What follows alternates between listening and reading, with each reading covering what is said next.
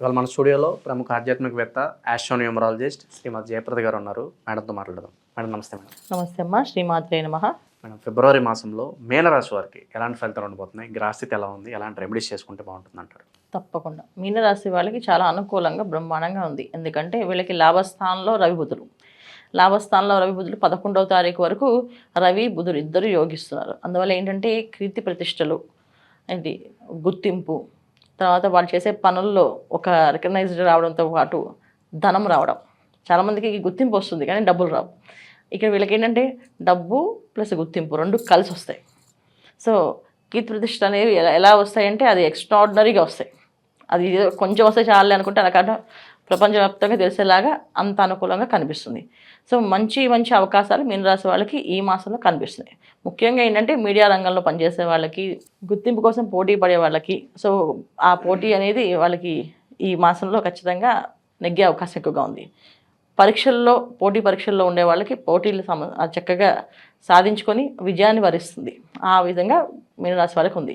So మీనరాశి వాళ్ళకి ఏ పని అవ్వదు అంటే అన్ని పనులు అనుకూలంగా అవుతాయి. ఎందుకంటే మీనరాశిలో శుక్రుడు ఉన్నాడు, శుక్రుడితో రాహు ఉన్నాడు. అంటే ధనయోగం, వాహన యోగం, గృహయోగం, వస్తు యోగం, ఆకస్మిక ధనలాభం, బంగారం, తర్వాత ఆస్తులు, ఎప్పుడో తెలియని ఆస్తులు, వీళ్ళకి రావాల్సిన ఆస్తులు ఏవో ఎక్కడో వీళ్ళు మర్చిపోయి ఉంటారు, అవి కూడా వీళ్ళకి తెచ్చి ఇస్తారు.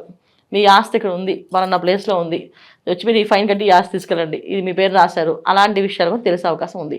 అయితే ఇంత బ్రహ్మాండంగా జరుగుతుందా అంటే అవకాశం అయితే ఉంది. అయితే జాతకంలో అలాంటి యోగాలు, ఇప్పుడు ఆకస్మిక ధనలాభం, ఆకస్మిక ఆస్తి అనేది ఎప్పుడైనా రావాలి అంటే వాళ్ళ జన్మజాతకంలో అలాంటి యోగాలు ఉండాలి. అలా ఉన్నప్పుడు ఇవి వస్తాయి. అంటే ఇవి చెప్పారు కదా అందరికి వస్తాయంటే కాదు.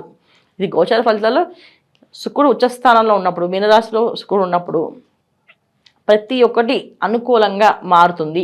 ప్రతి మనిషి ప్రేమగా వ్యవహరిస్తారు వీళ్ళతో. వీళ్ళు చేసే పనులు, ఎదురు వాళ్ళు చేసే పనులు అన్నీ కూడా అనుకూలంగా ఉంటాయి, సంప్రదింపుగా ఉంటాయి. అంటే ఏ పని చేసినా అనుకూలంగా సంప్రదింపుగా చేసే పని ఓకే.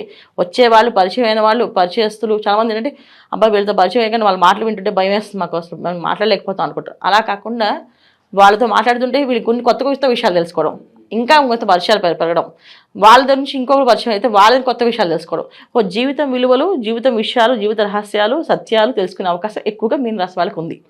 అలా ఉంది కదా అంటే అందరికీ ఉందా అంటే అందరికీ, మీనరాశి వాళ్ళందరికీ ఉంటుంది. అయితే జాతకంలో అలాంటి యోగాలు కూడా ఉన్నప్పుడు ఖచ్చితంగా అలాంటి సంబంధ బాంధవ్యాలు ఏర్పడతాయి. అలా మంచి మంచి విషయాలు తెలుసుకుంటారు. సో ముఖ్యంగా తీర్థయాత్రలు, క్షేత్ర దర్శనాలు, మంచి మంచి కార్యక్రమాలు చేయడం, కార్యక్రమాల్లో పాల్గొనడము, ఆ కార్యక్రమాల్లో నిర్వహించడము, ఇవన్నీ వీళ్ళకి జరుగుతున్నాయి. సో ఇప్పుడు మనం అనుకున్న కుంభమేళాకి వెళ్ళడం కానీ, కుంభమేళలో 10 మందిని తీసుకెళ్ళడం కానీ, సో 10 మందిని వీళ్ళే చేయించడం కానీ, ఇవన్నీ కూడా వీళ్ళకి గుర్తింపు వచ్చినట్టే. సో అంత ఈజీగా తీసుకొచ్చేసారు మమ్మల్ని అనుకోవచ్చు. అలాగే అక్కడ దర్శనం చేసుకుని రావచ్చు, వెళ్ళలేము అనుకునే వాళ్ళు వెళ్ళొచ్చు. ఇలాంటివి జరిగే అవకాశం ఈ మీనరాశి వాళ్ళకి ఆకస్మికంగా జరుగుతాయి. ఏదైనా సరే అనుకోకుండా అలా జరుగుతాయి. సో అలా జరిగేది వీళ్ళకి అదృష్టం, యోగం. ఇవన్నీ కూడా చాలా బ్రహ్మాండంగా ఎందుకు జరుగుతున్నాయంటే రవి బుధులు, శుక్రుడు, కుజుడు అందరూ అనుకూలంగా ఉన్నారు కనుక.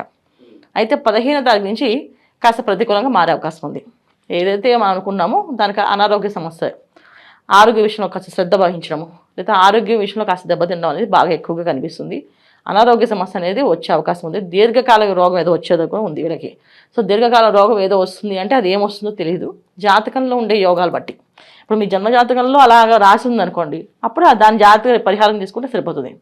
ముఖ్యంగా వీళ్ళు జాగ్రత్తగా ఉండవలసిన ఏంటంటే వచ్చేది మాఘమాసం కనుక ఈ మాఘమాసం అంతా కూడా అరుణపారాయణ చేసుకోవడము, ఇంట్లో సూర్య ఆరాధన చేయడము, సూర్య నమస్కారం చేయడము, సూర్య భగవానికి దీపారాధన చేయడము, ఆదివారాలు నిష్ఠగా ఉండడము, శనివారాలు నవగ్రహ ప్రదక్షిణాలు చేసుకోవడము, ఇలా చేసుకుంటూ వెళితే ఎటువంటి సమస్య రాదు. ఎప్పటి నుంచి ఇది ఫిబ్రవరి 15వ తారీఖు నుంచి జాగ్రత్తగా, శ్రద్ధగా, ఖచ్చితంగా రొటీన్గా ఏంటంటే గుడికి వెళ్ళడం, చేసే అన్ని పనుల్లో ఖచ్చితంగా గుడికి అనేది ఒక రోజు వెళ్ళాలి. అలా ప్రతిరోజు వెళ్ళేటట్టు గుడికి ఖచ్చితంగా వెళ్ళాలి వీళ్ళు, అది ఏర్పాటు చేసుకోవాలి. అలా గుడికి వెళ్ళి నవగ్రహ ప్రదక్షిణాలు చేసుకుంటూ సూర్యుడికి నమస్కారం చేసుకుని వెళ్తే అనారోగ్య సమస్య నుంచి బయటపడతారు. ఎందుకంటే వచ్చే రోగం దీర్ఘకాల రోగం అంటే కంటికి సంబంధించి రావచ్చు, వెన్నుకు సంబంధించింది రావచ్చు, గుండెకి సంబంధించింది రావచ్చు. సో వీళ్ళు ఏ వచ్చినా మనం ఒక గాజు బొమ్మే, వాళ్ళు ఒక కంటి సంబంధం వచ్చిందా గాజు బొమ్మే, ఒక గుండె సంబంధం వచ్చిందా గాజు బొమ్మలో చూసుకోవాలి. సో ఇలాంటి పరిస్థితులు ఉన్నాయి కనుక జాగ్రత్తగా మనం చేసే పనిలో ఒక 15 రోజులు ఖచ్చితంగా రోజు వెళ్ళేటప్పుడు, ఆఫీస్కి వెళ్ళేటప్పుడు, ఆఫీస్ నుంచి వచ్చేటప్పుడు సాయంత్రం పొద్దున్నో గుడికి వెళ్ళి ప్రదక్షిణాలు చేసుకుని రావడం అనేది అలవాటు చేసుకుంటే మిగతా అన్ని పనులు అనుకూలంగా జరుగుతున్నాయి. గృహప్రవేశాలు కావచ్చు, వివాహాలు కావచ్చు, ఇంకా ఇతర శుభకార్యాలు జరగడానికి ఆస్కారం కనిపిస్తుంది మేడం. శుభకార్యాలు చేస్తారు, శుభకార్యాల్లో పాల్గొంటారు, శుభకార్యాలు చేయిస్తారు వీళ్ళు. అంటే ఏంటి, వివాహాలు జరగడం కానీ, వివాహాల్లో పాల్గొనడం కానీ, వివాహాలు జరిపించడం కానీ, అంటే మధ్యవర్తిగా ఉండి వాళ్ళ అమ్మాయి బాగుంటుంది, వీళ్ళ అబ్బాయి బాగున్నారు, ఇద్దరు కలిపి మార్చడం, సంబంధ బాంధవ్యాలు చాలా ప్రేమగా ఉంటాయని కదా. ఏదో ఒక కార్యక్రమాలు కలుసుకొని, అయ్యో మీకు ఒక అబ్బాయి ఉన్నారు, వీళ్ళకి ఒక అమ్మాయి ఉంది, చెయ్యండి వివాహాన్ని వీళ్ళు చెప్తే వాళ్ళు వీళ్ళ మాట విని సరే మీరు చెప్పారు కనుక చేసుకుంటాం అని చెప్పి చేసుకోవడం, వివాహాలు అవ్వడం, అంటే వివాహాలు పాల్గొనడం కానీ, కార్యక్రమాలు చేయడం కానీ, ఇది వీళ్ళకి మీన రాశి వాళ్ళకి ఈ మాసంలో ఏదో ఒక పని, కొత్త పని చేస్తూనే ఉంటారు వాళ్ళు. కొత్తగా పనులు అవుతూ ఉంటాయి, దానివల్ల కొత్త పరిచయాలు పెరుగుతూ ఉంటాయి, దానివల్ల వీళ్ళకి లాభాలు ఉంటాయి. సో ఆ పరిచయం అనేది వాళ్ళకి ముందుకు వెళ్తుంటే మంచి మంచి జీవిత సత్యాలు తెలుస్తూ ముందుకు వెళ్ళే లాభదాయకంగా ఉంటుంది తప్ప ఇబ్బంది పెట్టేది ఉండదు. అది ఫిబ్రవరి 15 వరకు అలాగే ఉంది. 15 నుంచి కాస్త అనారోగ్య సమస్యలు అనేది అనారోగ్య సమస్య, మిగతా సమస్యలు పెద్దగా ఏం లేవు. స్పెక్యులేషన్స్ పరంగా వస్తే ఎలా ఉండబోతుంది మేడం? స్పెక్యులేషన్స్లో చాలా ఫలితాలు, మంచి ఫలితాలు కనిపిస్తున్నాయి. ఎందుకంటే ఇక్కడ శుక్ర రాహులు ఉన్నారు కనుక పెట్టిన 10 రూపాయలకి 100 రూపాయలు కనిపిస్తాయి. కానీ ఆ 100 రూపాయలు మళ్ళీ దానికి వాడండి, కొంచెం వరకే పెట్టుకోండి. అది స్పెక్యులేషన్ బిజినెస్ అనేది ఎక్కువ కాలం చేయడానికి అవ్వదు. ఎందుకంటే ఇక్కడ మీనరాశిలో మళ్ళీ శని భగవానుడు ఎప్పుడైతే వస్తాడో ఆయన కర్మకారకుడు కనుక మన జాతకంలో అలాంటి యోగం ఉంది అంటే దాంట్లో మనం రాణిస్తామంటే రాణించగలుగుతాం. చాలామంది ట్రేడింగ్ బిజినెస్లో, స్పెక్యులేషన్ బిజినెస్లో కోట్లు సంపాదించిన వాళ్ళు, కోట్లు పోగొట్టుకునే వాళ్ళు ఉన్నారు. అందుకని వీటి గురించి ఎప్పుడు కొన్నా మన పర్సనల్ జాతకాన్ని చూపించుకోవాలి. జాతకంలో అలాంటి యోగాలు ఉన్నాయా, పెద్ద పెద్ద వ్యాపారాలు ఏ వ్యాపారం చేద్దాం అనుకున్నా పర్సనల్ జాతకంలో అలాంటి యోగం ఉందా, దానివల్ల ఎటువంటి ఇబ్బందులు ఉన్నాయా చూపించుకోవడం వల్ల మంచి ఫలితాలు వస్తాయి. ఇవి చిన్న చిన్న విషయాలు, రోజువారీ జరిగే కార్యక్రమాలు, రోజువారీ చేసే పనులకి ఈ గోచార ఫలితాలన్నీ సరిపోతాయి. ఇంకా మెరుగైన ఫలితాలు పొందడానికి మీన రాశి వారికి ఏదైనా రెమెడీస్ ఉంటే తెలియజేయండి మేడం. తప్పకుండా వీళ్ళు ఖచ్చితంగా శివారాధన చేసుకోవడం, శివుడికి ఎక్కువగా పూజ అభిషేకం చేయించడం, కుదిరితే ఇంట్లో ప్రతినిత్యము శివుడికి అభిషేకం చేసుకోవడం, ఒక చెంబు నీళ్ళతో ఓం నమః శివాయ ఓం నమః శివాయ అని చెప్పేసి అభిషేకం చేయడం, లేదంటే దేవాలయానికి వెళ్ళడం ఓం నమః శివాయ అని చెప్పి ప్రదక్షిణాలు చేయడం, లేదా శివాయ గురువే నమః అని ప్రదక్షిణాలు చేయడం, హనుమాన్ చాలీసా చదవడం. హనుమాన్ చాలీసా వదలకుండా చదవాలి, ఎందుకంటే అనారోగ్య సమస్య అనేది వస్తే అది వదలదు. అది రాకుండా ఉండాలంటే ఆంజనేయ స్వామిని పట్టుకోవాలి ఖచ్చితంగా. అందుకే హనుమాన్ చాలీసా కంటిన్యూ రోజు చదవడం, నిత్య జీవనంలో ఇవి యాడ్ చేసుకోవాలి. వీళ్ళు ఖచ్చితంగా యాడ్ చేసుకుంటే అన్ని అనుకూలంగా మారుతాయి. దైవాన్ని పట్టుకుండి దైవాన్ని నమ్మితే ఏ పనైనా సాధ్యం అవుతుంది. దైవాన్ని వదిలేసి మన సొంత దగ్గరతో వాడితే మాత్రం అసాధ్యమే అవుతాయి. సో సాధ్యం అవ్వాలంటే దైవ నామస్మరణ రొటీన్లో చేర్చుకుంటే బ్రహ్మాండంగా బాగుంటుంది. చాలా చక్కగా బాగుంది మీన రాశి వాళ్ళకి. సో ద్వాదశ రాశిలో అందరూ ఏంటంటే ఫిబ్రవరి మాసం అనేది చాలా అనుకూలమైన మాసం. ఎందుకంటే రవి మాసం, రవి భగవానుడు మకర రాశిలో రావడము అనేది ఒక విశేషం. సో అక్కడి నుంచి మనం తర్వాత పుష్యమాసం అయిపోయిన తర్వాత వచ్చేది మాఘమాసం. ఈ మాఘమాసంలో ప్రతి ఒక్క కార్యక్రమము 10ంతల ఫలితం వస్తుంది. చిన్న పరిహారమైనా అది పెద్ద పరిహారం కింద, పెద్ద ఫలితం కింద వస్తుంది.